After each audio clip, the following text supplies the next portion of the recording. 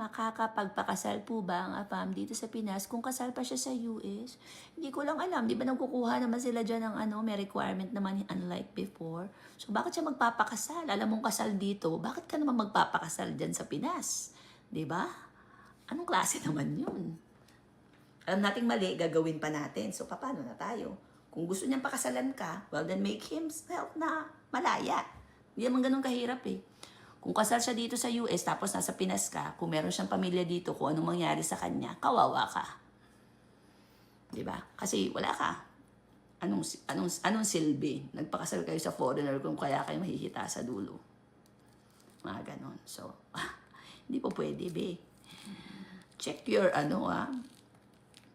check your priorities din. Bakit siya magpapakasal? Yung ganyang tao, tingin mo may yan? Parang medyo super red flag naman yan. Alam niya kasal siya, sinabi sa yung kasal, tapos gusto kong pakasalan dyan. Why? No. Lahat tayong divorce dyan sa Pinas. Kung magpakasal kayo dyan, ikaw lang kawawa dyan. Siya, pwede bumalik dito. Malaya siya eh. Hindi naman counted yun. Pwede yun. Hindi yun counted. Eh ikaw, paano ka? Kung magkaanak ka, wala rin habol yung anak mo. Kasi na to, paano na? So mag-isip tayo pag sa ganyan, di ba?